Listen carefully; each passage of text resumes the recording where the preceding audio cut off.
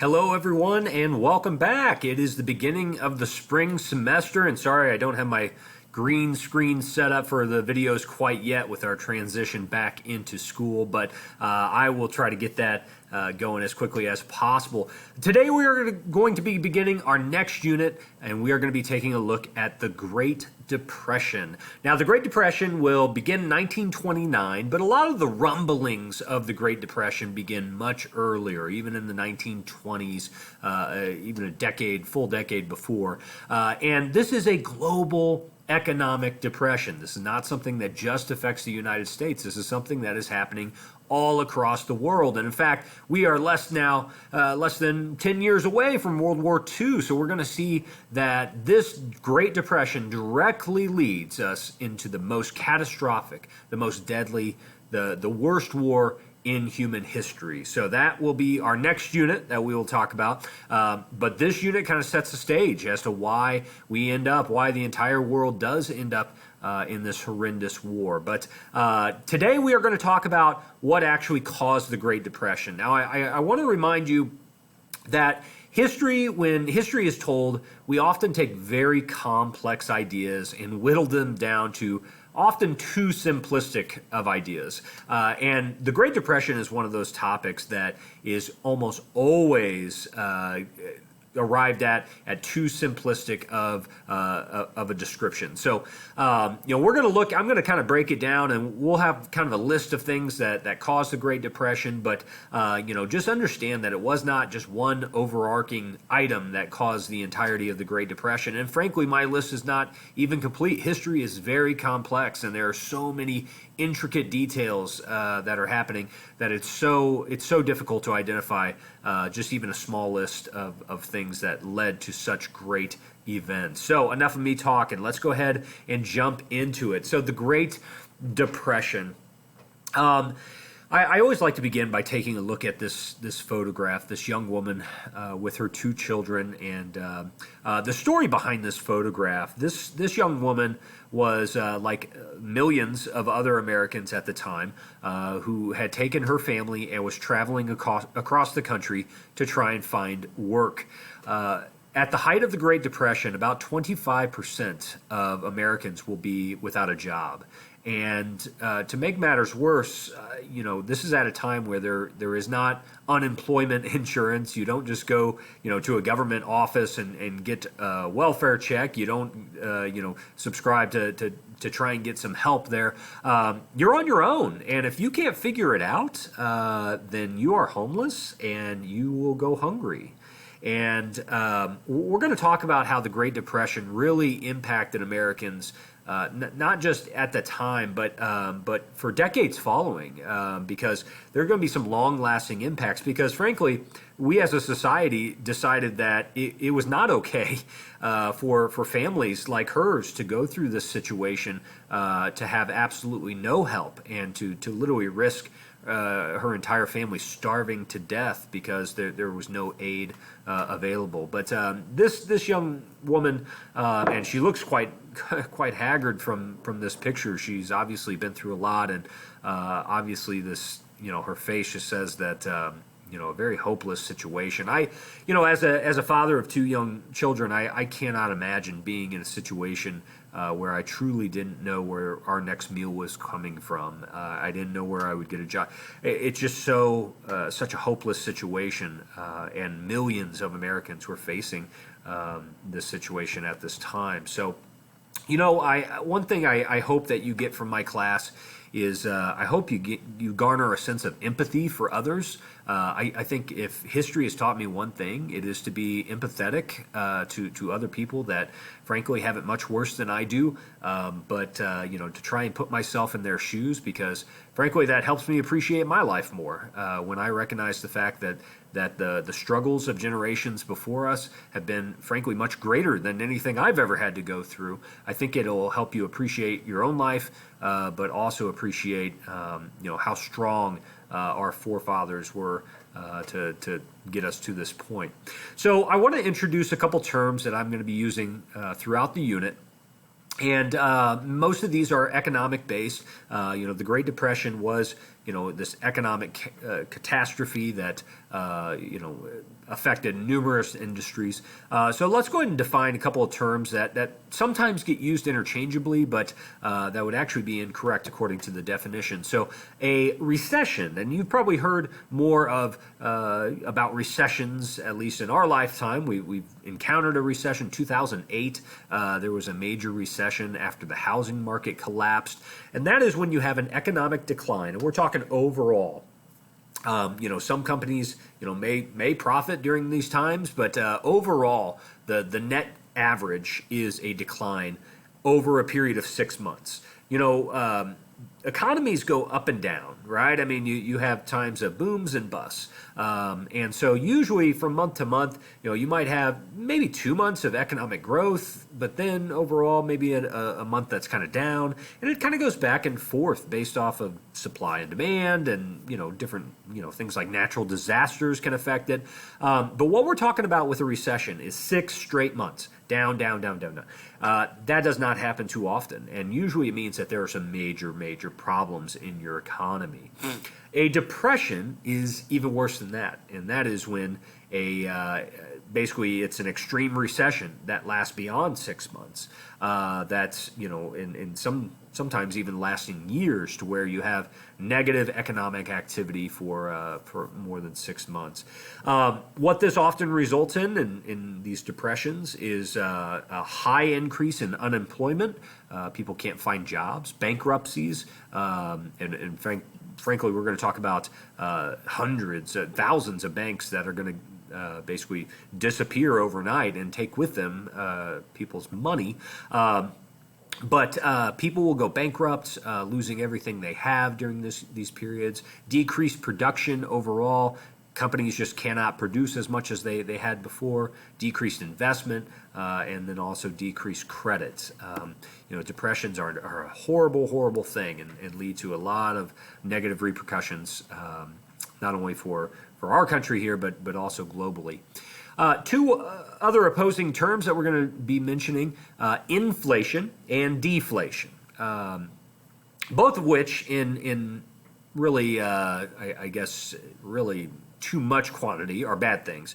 Inflation kind of naturally occurs in a capitalist society like ours. That is why you often get a pay raise in a career, is to try and keep up with inflation. But inflation means an increase in prices, or you could say a decline in purchasing power. So your dollar doesn't buy as much. If you remember last semester, I believe I gave you the example that if everybody had if our school went into lockdown over lunchtime and everybody was hungry and one person had a nice shiny apple and offered to sell it, they could probably get a pretty penny for that one apple. But if in a different scenario, if everybody had an apple, that person wouldn't be able to get as much for their apple, right? Because the supply was much higher. Even though the demand was the same, the supply was much higher. Well, in this case, we're talking about the decline of purchasing power of the actual money itself. So if too much money is produced, if the government were just tomorrow to print off $1 trillion and everybody got $1 million, think about how much of a decline that would cause and how much that dollar was actually worth. Okay, yeah, you might have $1 million in your bank account, but with everybody having it, that means that kind of it's not relative anymore. That it wouldn't purchase as much. Because it's just not worth as much. So that's what's happened. That is what usually happens. Inflation occurs naturally over time. A little inflation is a good thing. A lot of inflation is a bad thing. Okay. Now, even worse than that is what's called deflation, and that is when you can't get anybody to buy your product, and basically you have a tremendous decrease in prices. The dollar can buy more, but frankly, there's just not as many goods, and you can't find buyers for your products. So That this will often lead to businesses firing their workers. Again, less people to buy goods, more supply, less demand, and prices drop even further. So it might sound like deflation is kind of a good thing, but it is absolutely not. But we are going to see some societies encounter deflation in this unit. Okay, so let's talk about the 1920s, the roaring 20s, right? A lot of prosperity in America, and we talked about how it was booming in this country during the 1920s. But we kind of alluded to the fact that it might not be as stable as you may think. First of all, many Americans were buying goods with credit. And, credit, when used responsibly, can be a good thing. My family, my wife and I, we both have credit cards. We use them responsibly. We pay them off every month. We buy things that are within our means. We don't fall into debt. Many Americans, sometimes use credit cards just as free money. Well, it's not. And imagine if you're buying, different things like refrigerators, washing machines, a car, using credit, when things are going well, that might be okay. But what happens if you lose your job? Well, now all of a sudden you cannot pay that money back. And if you can't pay that money back, what that means is if you haven't paid it off, you don't own that thing, right? So, if you bought a car on credit and you haven't paid, the lender all their money back and you stop making payments, they're going to come take that car, right? Well, in the 1920s, a lot of people were buying things on credit. But then in 1929, the stock market's going to drop. We'll talk about that later on. And basically, you go from good times to bad times, and people can't afford to make their payments, and so they lose those things. When you buy things on credit, you actually don't own them. You don't own them until you fully pay them off. So, this so-called prosperity of the 1920s, yes, there was a lot of money coming in, but perhaps all the glitz and glamour in reality did not mirror the real amount of money that was being held. Number two, the stock market. And if you have not looked over the instructions, we are going to be doing a stock market simulation in our class. In normal years, I would have a different kind of simulation where we would be up and trading back and forth, but just to limit exposure to one another, I've had to kind of scrap that. But we're going to do kind of a realistic stock market simulation where you guys will be buying and selling stock, and we're going to see who can make the most money here in the next month. But to define it, a stock market, a stock is when a company offers kind of a share of their company to investors. Okay, so if you like a company like Amazon or Apple, okay, you can give them money, the price of one stock, one share, and you have become an investor in that company. And as that company does well, okay, your share will rise in value. Okay, or it could go the other way if that company abuses, the investments that they've received, or just things don't go well for them, your share can decrease in value. Okay, well, in the 1920s, you had what was called a bull market, and that meant that you had a stock market that was really going up and up and up, and frankly, it looked like a for sure thing. In fact, many banks actually started taking people's money and investing it in the stock market because it looked like a for sure fire bet. Not a good idea. Spoiler alert on that one. So this is kind of the basics of stocks. So just understand that in the 1920s, a lot of people, even just normal people, it wasn't just investment bankers or whatnot. Your average everyday people were starting to invest in the stock market because it was going up and up and up. I mean, the amount that it was rising was just astronomical. So it seemed like a for sure fire bet until it wasn't. So we'll talk about the crash here in a second. A couple other economic terms that you do need to know. First of all, speculation, investing to make a quick profit. So, imagine that, I see this sometimes with like day trading, right? Where you may pump some money, you might buy some stock in a company in hopes that it'll go up, 5% over the next day, and then when it does, you pull your money back out. Well, that short-term investment doesn't really help the company, right? When stocks and the stock market were first invented, the idea was to help invest in a company and to make that company stronger, and over time, everyone would profit. Well, what people start doing in the 1920s is putting their money into the stock market, but then pulling it right back out after they've made a little bit of a profit. And what that means is that, for companies, they don't really have a firm grasp on how much investment they really have. But it means that the values of these stocks are too inflated, that they're actually not as valuable as people make them out to be. Another term I would like you to know is what's called buying stock on the margin. And basically this is just meaning when people use credit to buy stock. Companies started allowing their investors to put a little bit of money down to purchase stock. So let's say that a share of Apple costs $100, and it costs a lot more than that now, but let's say it costs $100. In the 1920s, a normal practice, if you bought this stock on the margin, you could put $20 down to buy one share of Apple and then owe the remaining 80%, or basically borrow the remaining 80% and buy that stock. Well, again, if that stock goes up, that's fine, that's great. But when it starts to go down, if you put $20 in and the stock decreases to from $100 to $80, and you try to sell it, or let's say it goes from 100 to 60, okay? You've lost $40 on that stock.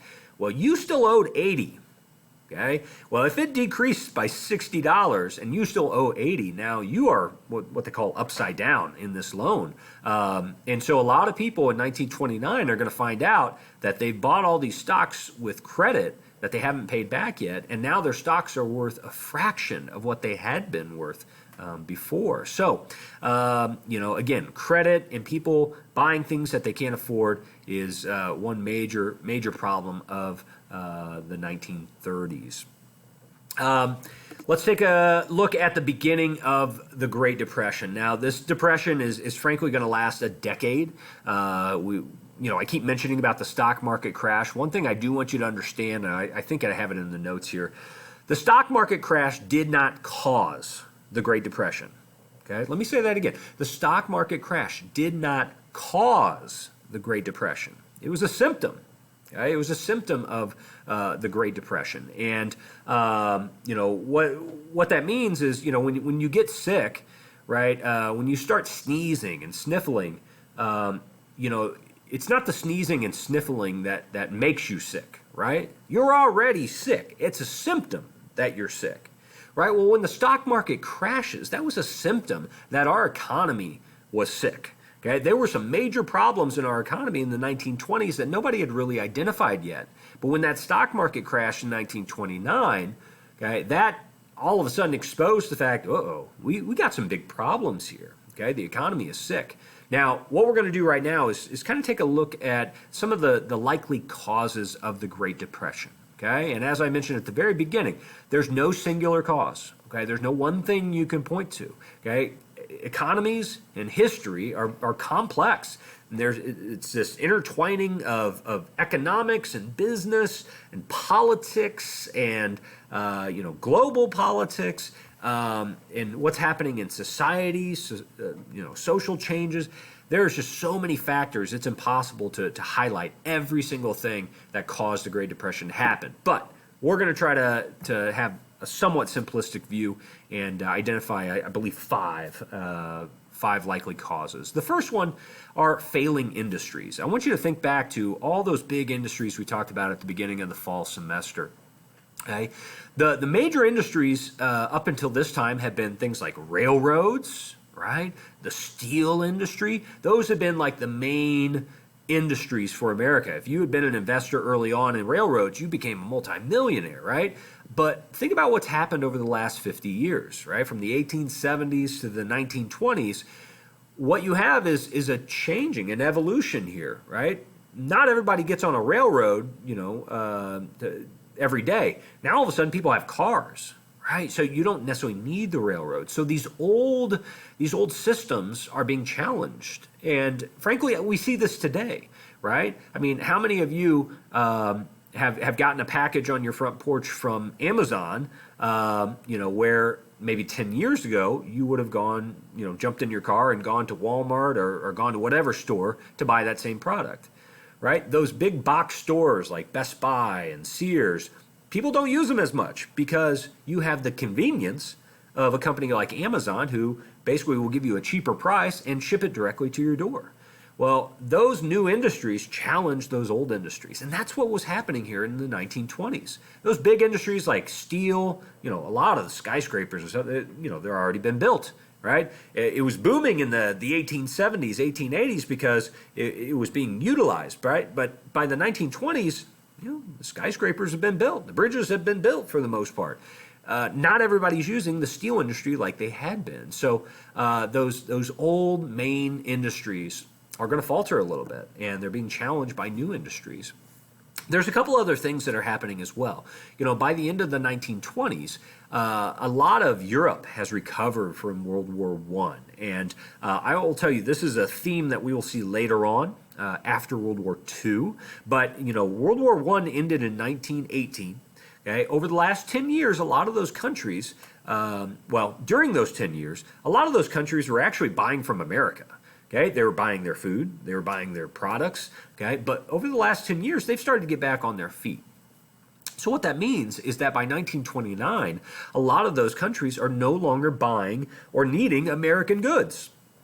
And so they're producing their own goods, they're not buying ours, and it's kind of this slow, again, kind of push to where that's changing and not as much money is flowing in as it was at the beginning of the 1920s.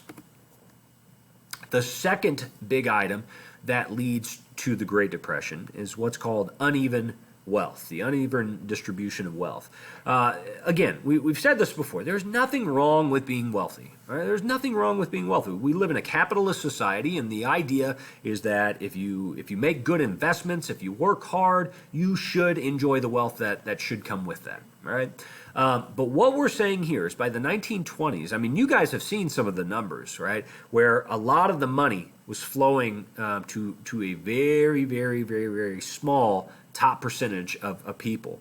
You had the Carnegies of the world. You had the Rockefellers of the world that literally, you have a dozen guys that have as much wealth as, 70% of the rest of America. Okay, so there's this gap that's growing to where the wealthy are getting even wealthier and the poor are getting even poorer. And there's some statistics that back this up. By the 1930s, 50% of Americans are living below the poverty line. Okay? The poverty line. So they create this line that says, if you make less than this, you're considered impoverished. And, there's different factors on, your ability to supply yourself with food and shelter and things like that. Half the country was living below the poverty line. Now, there's a couple reasons for that. Okay, not only is most of the wealth going to the upper echelon of society, but also what's happening is this is a time where there are no laws about minimum wage. Okay, there's no such thing as a minimum wage at this time. Okay, which meant that the factory owners they realized they could actually pay their people less and less and less, and people would literally fight one another to get those jobs because there weren't other jobs available. And so basically you have people making less than they did before, goods becoming more expensive, consumers are spending less, and you need to have people spending money for economies to work. I gave you an example, I think, last semester that said, imagine yourself after school going up to the gas station, slapping a dollar bill down on the counter at Quick Trip, and buying a Coke, right? Think about where that dollar goes after you give it in exchange for that Coke. Now, you've gotten the product, right? You're happy. You've gotten what you've wanted. But think about where that dollar goes, right? If you were to symbolically kind of divide it up, Part of that dollar goes to help pay for the worker behind the counter, the gas station clerk who's, working that job.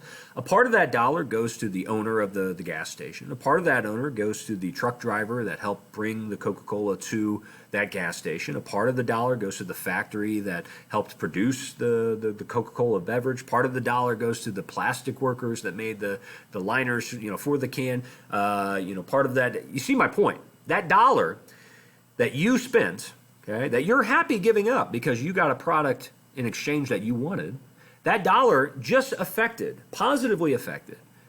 I mean, how many people in that scenario right there? 12, 10? I mean, right there. And that's, that doesn't even go far enough. The farmers that make the raw ingredients that go into those, to make that beverage. There's literally hundreds, if not thousands of people that go into making, one can of Coke for you to enjoy.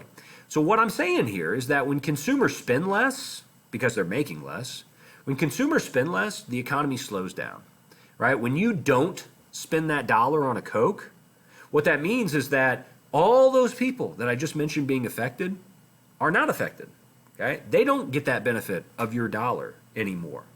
Okay?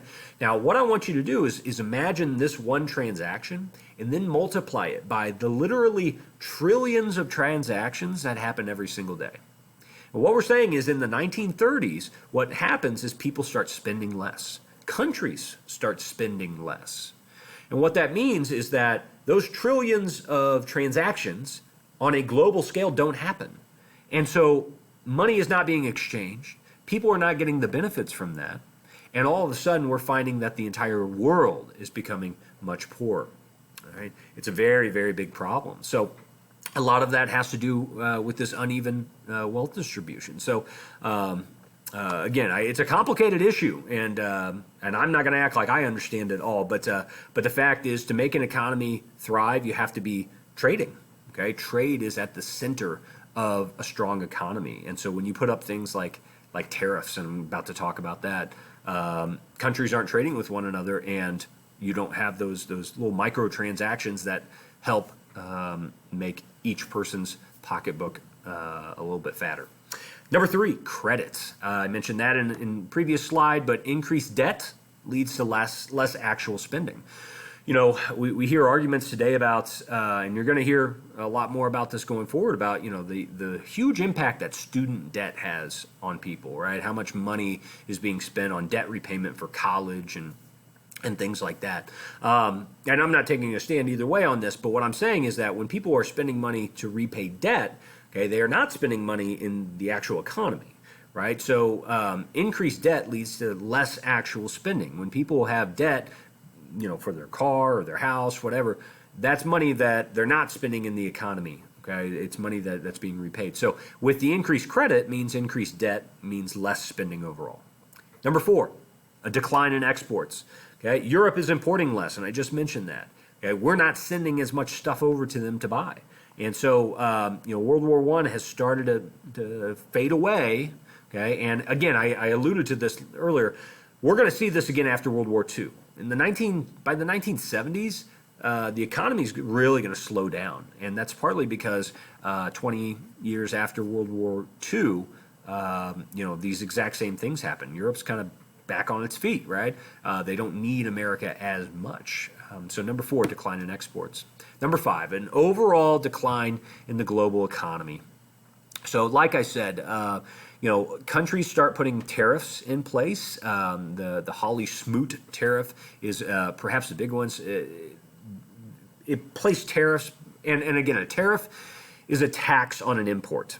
Okay, it is a tax that you and I pay on an imported good. And so America imports a lot of things, right? Because it's cheaper for other people to make a lot of goods, right? So we import a lot of goods. And when we put tariffs up, that means that you and I pay an extra tax on those goods, okay?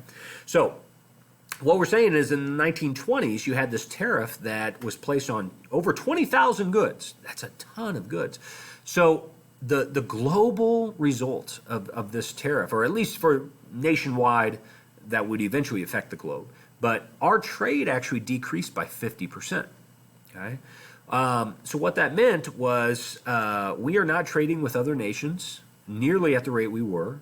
And as you can imagine, this would spark a tariff war. If we put a tariff on another country, they're going to do the same thing to us. They're going to put a tariff on our goods. And now all of a sudden, those goods that we were exporting, nobody's buying. We've seen some effect of that recently, okay? Over the last 4 years, we've had a number of tariffs placed on goods like aluminum, placed on, even electronics, a lot of goods that China makes that we import. We've seen a lot of, to attack China. And I understand the reasoning there to try and keep, money in America. But it does make goods more expensive. It does put an extra tax on the people. And frankly, it has other ramifications. And, we talked about it in the fall, but, one impact of the tariffs on China has been China placed tariffs on us.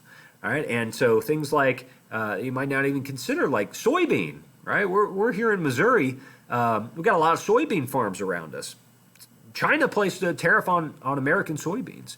They were not buying our soybeans. Well, what do we do with them? We don't need that many soybeans. So now all of a sudden, you have an indirect result of this tariff where people aren't buying goods and the fields just sit there and rot. All right, well, that's what happens in the 1930s, is that these tariffs slow down global trade to the point nobody's buying.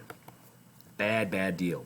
And then the culmination of it all, October 29th, 1929, Black Tuesday, in one singular day, stock market will lose 24% of its value. It was crazy. $30 billion gone just like that in 2 days. Now, there's a lot of reasons, some of which we already talked about. Heavy speculation, people, putting money in temporarily, pulling it out, buying stock on the margin, using credit to buy stock. Now, just for the sake of clarity, I do want to mention that, the stock market did rebound. It's not like it cratered and it stayed there throughout the whole Great Depression. It did go back and forth a little bit, but what it did, it spooked a lot of investors, and a lot of investors withdrew their money, okay, which really worsened the crash, because all those companies that had investors that pulled money out, okay, they don't have that money for their business anymore to invest in new factories or new jobs. And so what that meant was everybody just kind of held on to their money, and global trade once again slowed down even more. So again, the stock market crash did not cause the Great Depression, but it really worsened the Great Depression. And it showed that there was something very, very wrong. Guys, I hope that made a lot of sense to you. Economics is not really my thing, but I tried my best. So anyways, we're about to enter a very crazy unit, one that, frankly, I hope we never see the likes of which again, and one that directly led us to a catastrophic war. So, boy, I really hope that this entire unit, this entire semester, you really, really take me up on trying to draw some parallels, try to draw some lessons, the mistakes of previous generations, what those mistakes led to, the horrible consequences they had, and let's try to avoid those, okay? Let's try to make sure that America and the world remains a very profitable and place that is trading. So, guys, as always, email me if you have any questions, and I hope you enjoyed the lecture.